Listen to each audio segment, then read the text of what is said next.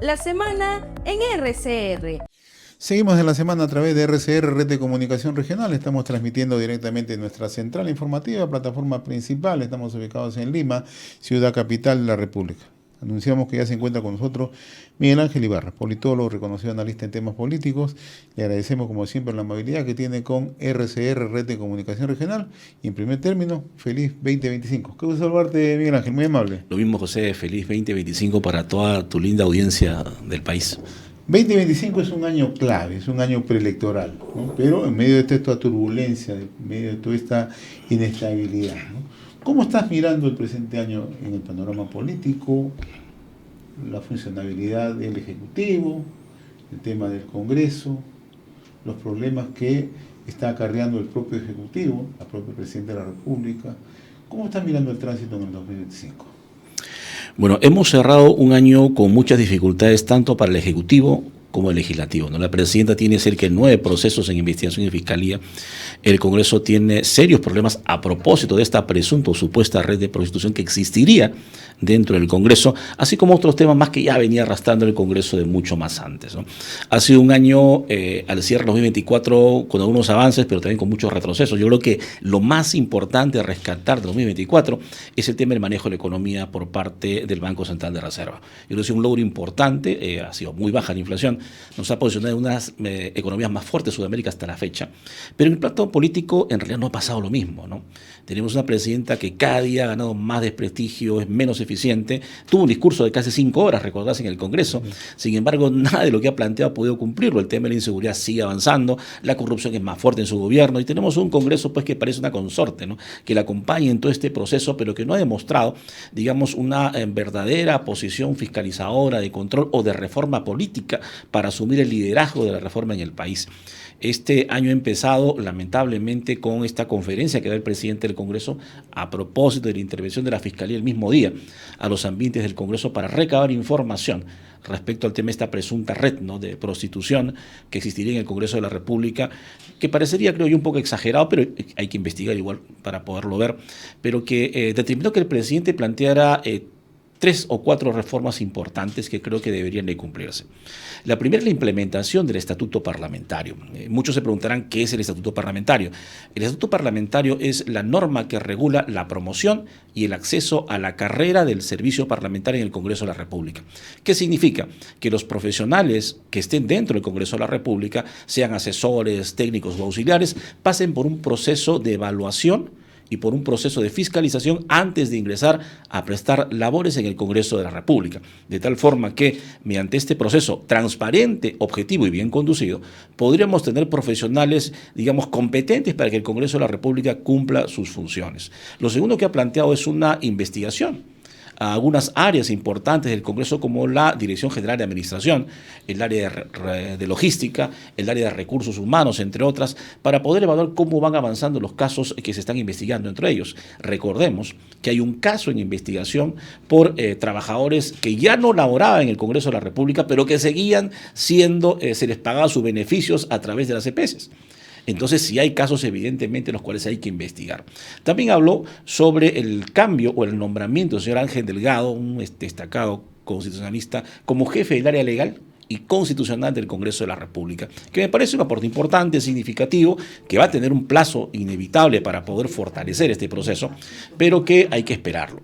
El otro tema está referido un poco también a lo que significa el cambio, ¿no?, de algunas normas de nombramiento dentro del proceso parlamentario. Pero yo creo que el presidente, lejos de viajar a China, como lo ha anunciado, debió de postergar su viaje. Debió de quedarse en el Congreso de la República, a afrontar este proceso difícil que pasa el Poder Legislativo y dar la cara. Ha sido citado por la Comisión de Fiscalización, casualmente él y el expresidente Soto, para que puedan hablar sobre cómo fue el caso de la contratación de este ex jefe del área legal, ¿no?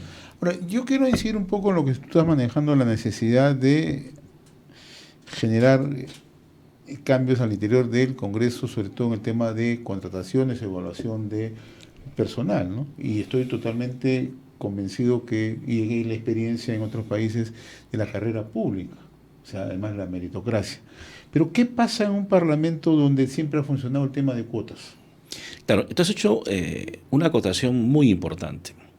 El Congreso en las últimas décadas ha ido estableciendo una especie de distribución equitativa, entre comillas, de puestos de trabajo entre cada vicepresidencia.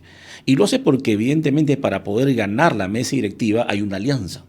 Entonces, esa alianza entre partidos políticos o grupos parlamentarios que van a lograr conseguir los votos para que una lista pueda ganar, implican dentro de ellos un concierto de acuerdos, ¿no?, de beneficios mutuos que les permite a ellos, digamos, estar seguros de que van a hacer un cogobierno. Entonces, aquí hay que mantener hay que ser fino en el análisis para darse cuenta de dos cosas. En principio, que esos acuerdos tienen que ver con dos cosas. La distribución del cuadro de comisiones, cuántas presidencias van a tener, lo que significa también la posibilidad de emplear gente en las comisiones y tener poder político. Y lo segundo es cuántas vicepresidencias o direcciones van a tener dentro de la vicepresidencia para nombrar más personal. Entonces, estamos frente a una estructura, ¿okay?, una organización parlamentaria que lo que está haciendo es, de alguna otra manera, en la forma como se ha acordado, es darle ciertos beneficios a los partidos para que puedan emplear gente dentro de las comisiones. ¿Qué hace esto? Lo que quita, de alguna otra manera, lo que genera es un desorden en la administración.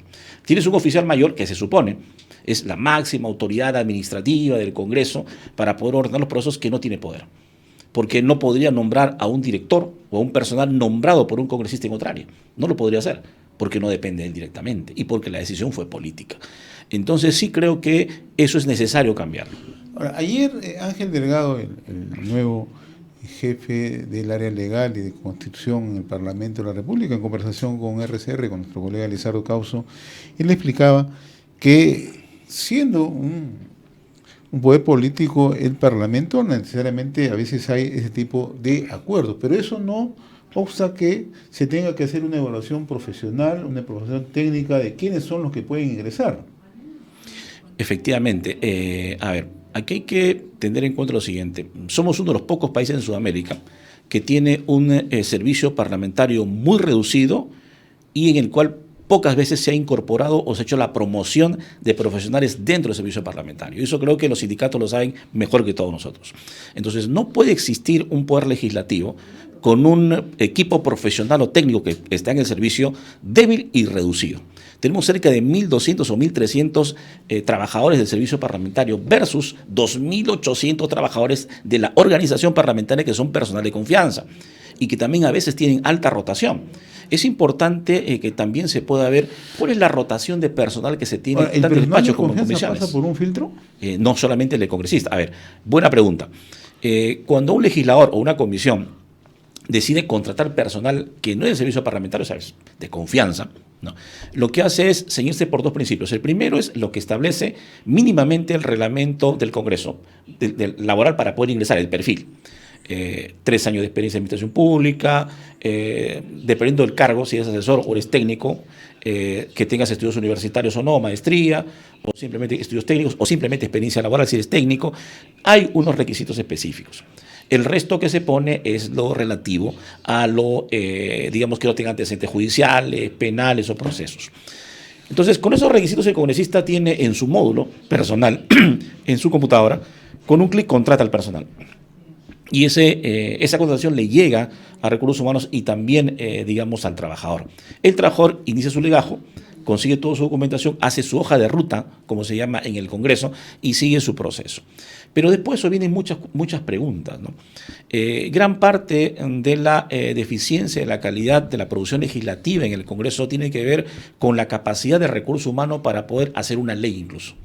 ¿Okay? Hacer una ley o un proyecto de ley tiene una serie de herramientas técnicas, de técnica legislativa, de procedimiento parlamentario, conocer el reglamento y cómo se estructura una norma, desde la simple pirámide de Kelsen hasta interpretar la Constitución, para poder saber cómo se va a legislar.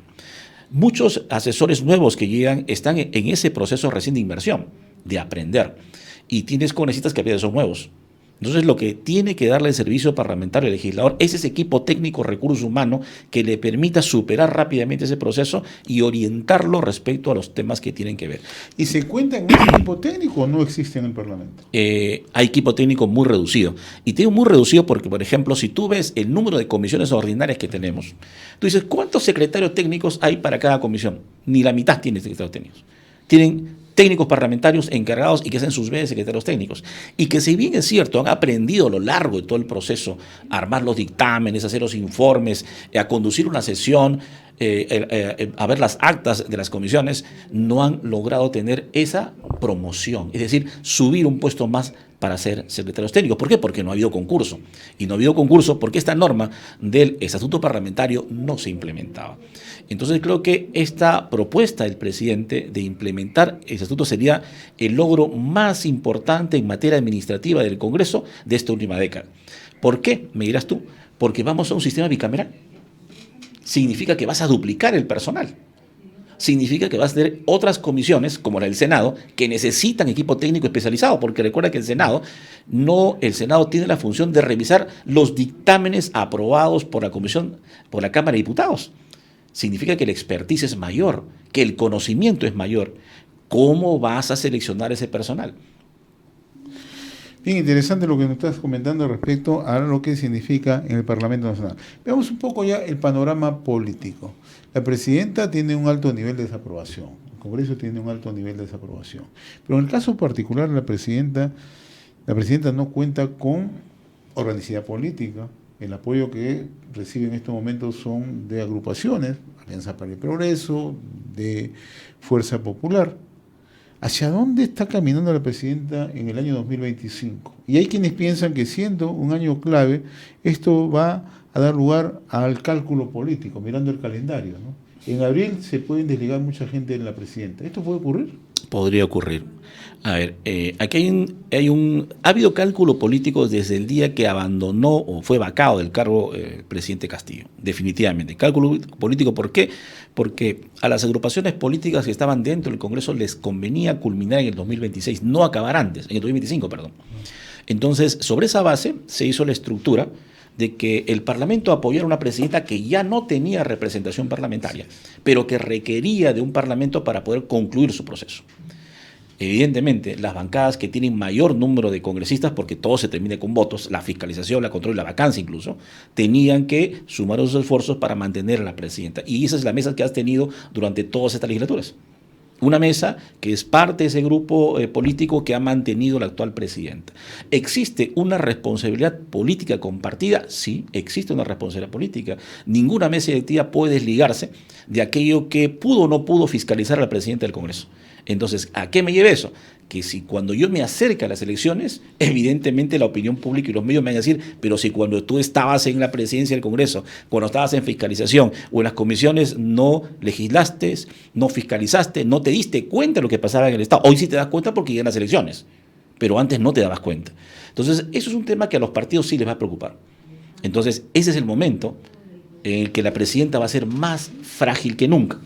Ahora, podría haber una vacancia por incapacidad moral a propósito de los 9 procesos que tienes, del caso de los Rolex, del caso de su hermano y el caso de California y otros más que vienen, probablemente.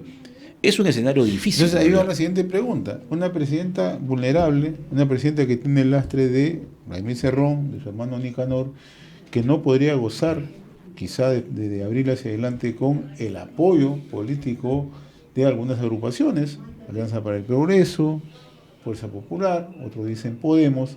Entonces, ¿hacia dónde camina? O sea, ¿es inevitable que la presidenta pueda ser vacada en estas circunstancias? Podría ser.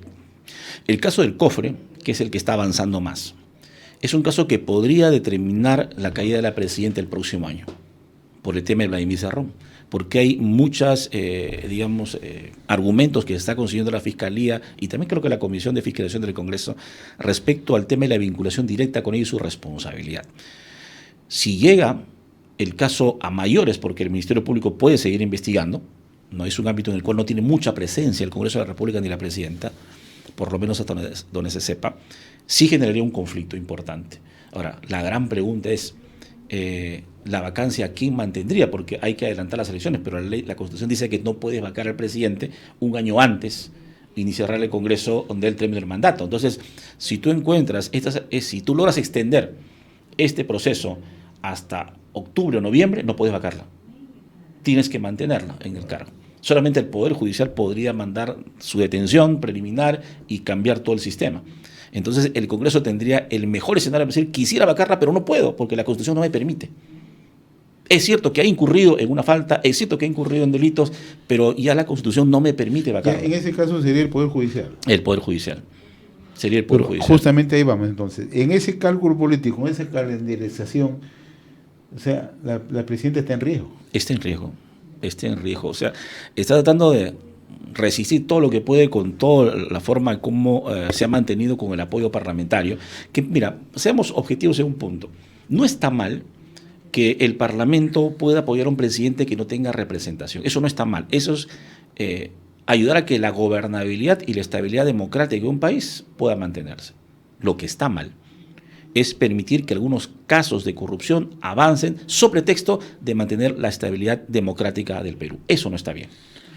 Lo ideal hubiera sido que en su momento asumir el cambio constitucional y, de acuerdo a los plazos, convocar elecciones. ¿Eso pudo haber sido lo más óptimo? Hubiera sido lo más óptimo siempre en cuanto la presidenta hubiera renunciado al cargo. No, pero no renunció al cargo. Si hubiera renunciado al cargo, hubieras tenido que adelantar las elecciones, pero recuerda que conforme al mandato constitucional tenías que cumplir el proceso de ascensión del siguiente vicepresidente. Era inevitable. Entonces, si la presidenta decía, no voy a asumir el cargo porque considero que no estoy de acuerdo con el gobierno, procedía lo que tú dices. Subía el presidente del Congreso, automáticamente convocaba elecciones de 6 meses y hubiéramos estado sin elecciones. Pero también hay un problema, ¿no?, que es político y que tiene que ver mucho con la estabilidad del país. ¿Qué candidatos en ese momento hubieran estado aptos para poder ir a una elección? Entonces, el escenario político tampoco era muy propicio. Tenías candidatos extremos. Y ese extremismo a veces, porque la población se cansa, ¿no?, y reacciona de una u otra manera también emotivamente, ¿no? Hay violencia en las calles, no hay control, el Estado no está presente, hay corrupción en el Estado, no crees. Entonces, cuando viene alguien y te dice, yo voy a acabar con todos, voy a poner mano dura, vamos a hacer cambios radicales, la población dice, él es el presidente. Y eso puede generar inestabilidad. Fíjate, un tema preocupante que a veces no vemos, pero que es importante, es lo que pasó con Chancay. La inversión en Chancay es tan importante que va a posicionar al Perú como uno de los países con mayor poder geopolítico en Sudamérica en la que viene la siguiente década. Entonces, la posición geopolítica de un país de este nivel, con tanta inversión y con tanto movimiento económico y con tanta estabilidad económica en los últimos años, va a generar evidentemente o la desidia o la ambición de un Estado cercano. Eso va a pasar. Pero además va a venir la infiltración de mucha gente de otros países, de organizaciones políticas, de organizaciones criminales, de movimientos que van a tratar de incidir en la política nacional peruana, como nos pasó con Castillo, ¿recuerdas?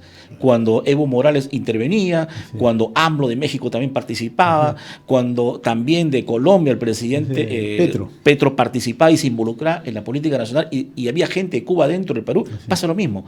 Entonces la gran pregunta es, ¿tenemos un servicio de inteligencia y contrainteligencia preparado para este nuevo escenario geopolítico?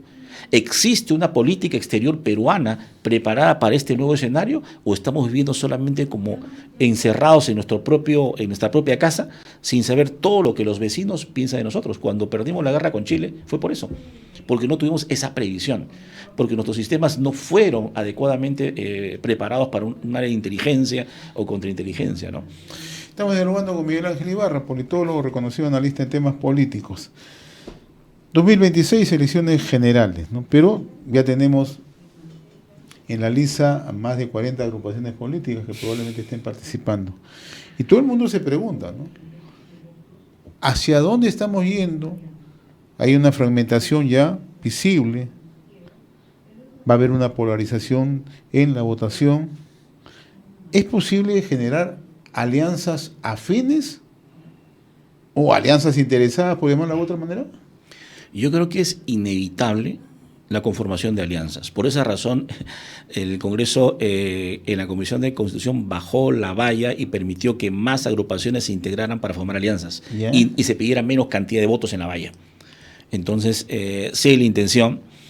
Yo creo que es la primera vez en la historia del Perú que tenemos 40 partidos que participan en este proceso. Creo que somos, no sé si uno de los pocos en América del Sur, pero por lo menos el que tiene este mayor nivel de partidos que participan. No es tan mal, creo yo, que los ciudadanos libremente y organizadamente participen en las elecciones políticas del país. No está mal.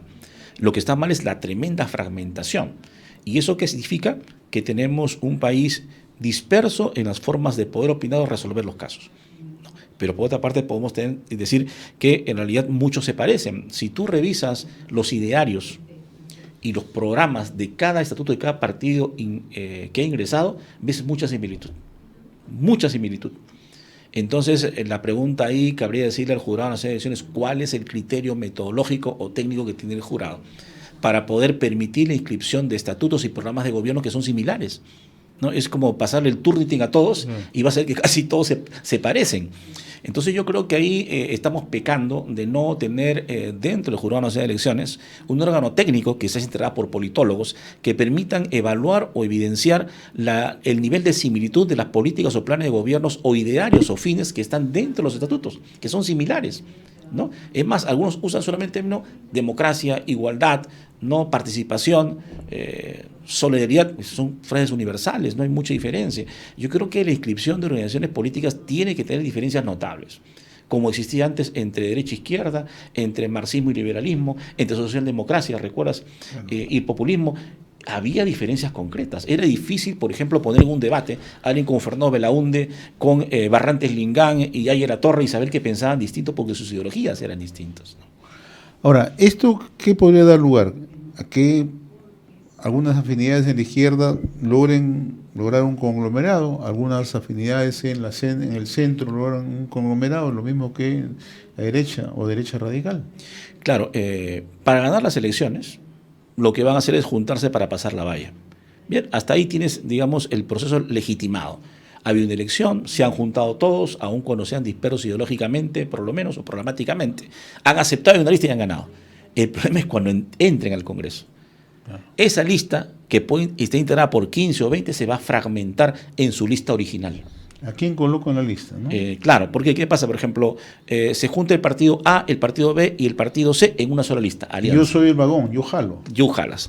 Cuando llegan todos, el partido A crea su grupo parlamentario, el B su grupo parlamentario y el C su grupo parlamentario. Entonces, esa gran lista desapareció.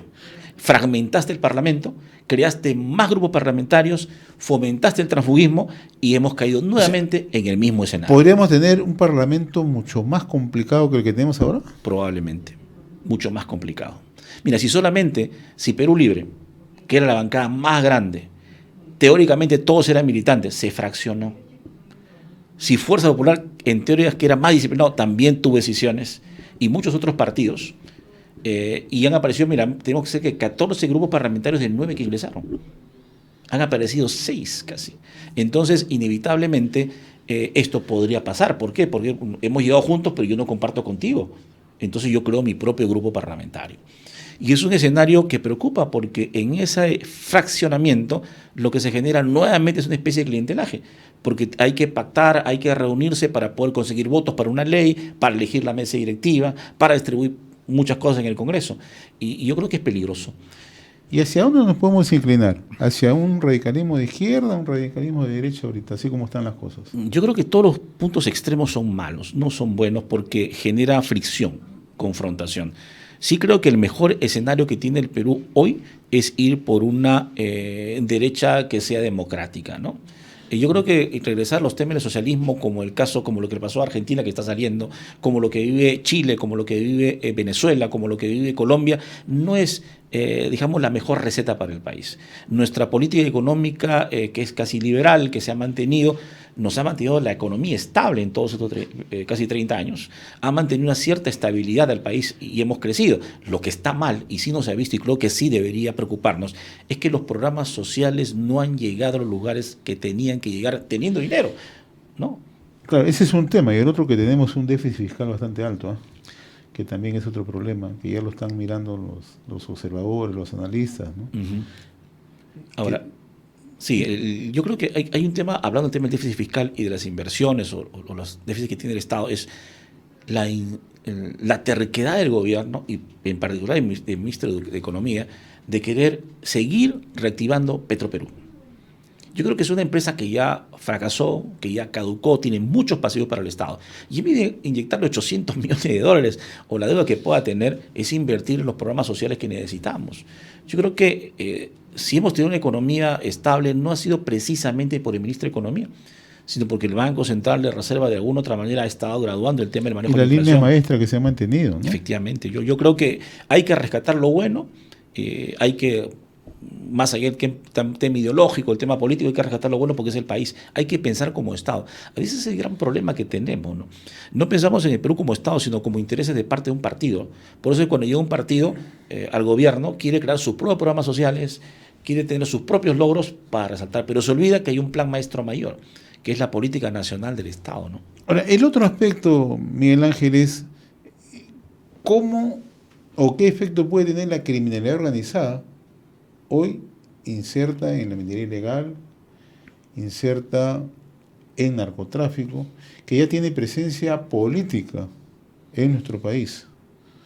O sea, ¿qué efecto puede tener esto en este desorden que vamos a tener el año 2026? 40 agrupaciones, no hay filtros, no hay control, no hay manejo ideológico, no hay organicidad, no hay nada, simplemente hay dinero en la mesa.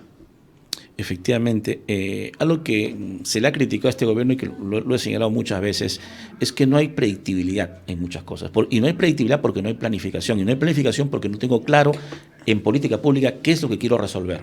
Porque eso que quiero resolver es cortoplacista, no es a mediano ni a largo plazo.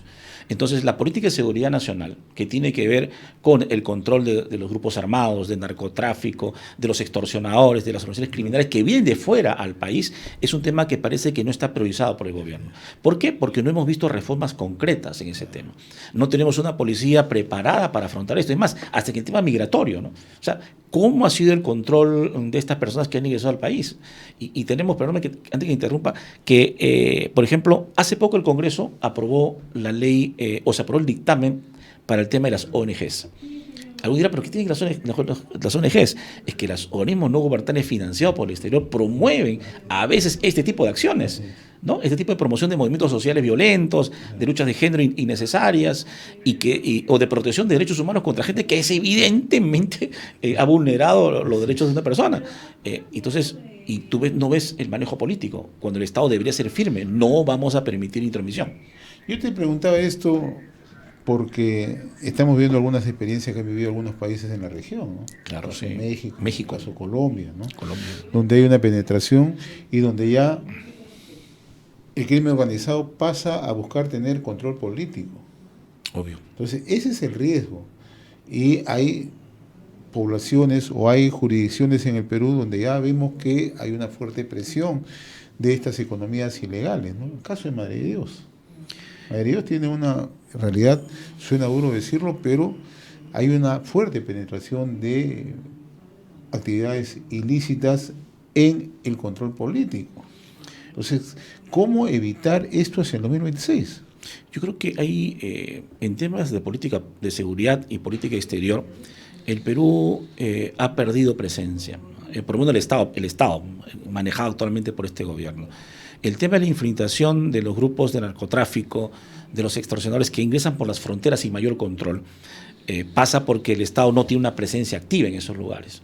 Nos hemos olvidado de ejercer un control efectivo y si sale una multitud de personas a protestar, el Estado retrocede y cede.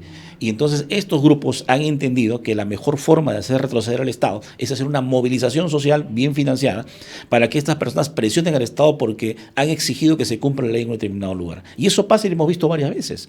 Entonces, esa estrategia ha hecho que estos grupos avancen. Entonces yo financio. ¿Cómo llegó los mineros a estar tantos días en Lima? O sea, ¿quién financió su estadía? ¿Quién les pagó?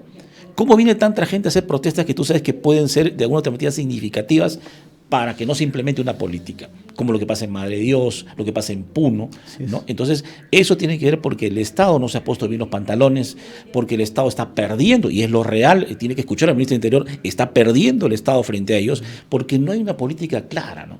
Esto no pasaría en otros estados. Y como tú dices, lo que puede pasar es que en algún momento, si dejamos que esto avance, y financiado por ONGs y por otros organismos, tengamos pues parlamentarios, ministros y hasta un presidente, quizás Dios no quiera, que esté de la mano de estos grupos delictivos. Y además, en campaña política generan órganos de fachada. Eso es que también hay que tenerlo presente. O sea, el gran problema es, con una fragmentación, más de 40 partidos tienen que presentar candidatos a diputados, tienen que presentar candidatos al Senado, no va a haber ningún filtro. Entonces, la capacidad de penetración va a ser más fácil. Esa es una preocupación que parece ser que ni la propia colectividad política, los partidos organizados, por llamarlo de alguna manera, están mirando esto o están poniendo reflectores sobre ese tema. Tú has dicho algo que es importante que se refleje en una decisión que tomó el Congreso. El Congreso hace poco, lejos de fortalecer la militancia, la participación de militantes en un partido, ha dicho, vamos a incrementar la valla de invitados, ¿no? Entonces, los invitados son personas que, no siendo militantes de un partido político, son gente que ha sido recomendada, que ha sido seleccionada, entre comillas, para poder ser legislador, ¿no? O ser alcalde, etc. Entonces, eso es un juego peligroso, porque puede pasar lo mismo que en otros años. O sea, tenemos gente que dice, yo llegué, pero yo pagué por mi campaña, me costó mi dinero, entonces yo, si quiero ser independiente, tomo mis propias decisiones y yo no formo parte de la agrupación. Y aparece transfugismo. Entonces, es peligroso por una parte porque se infiltra gente, pero además destruye la institucionalidad parlamentaria, ¿no?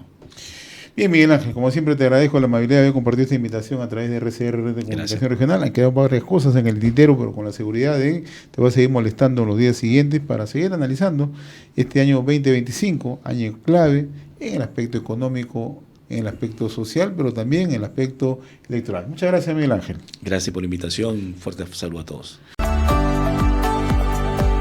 Hemos presentado La Semana en RCR.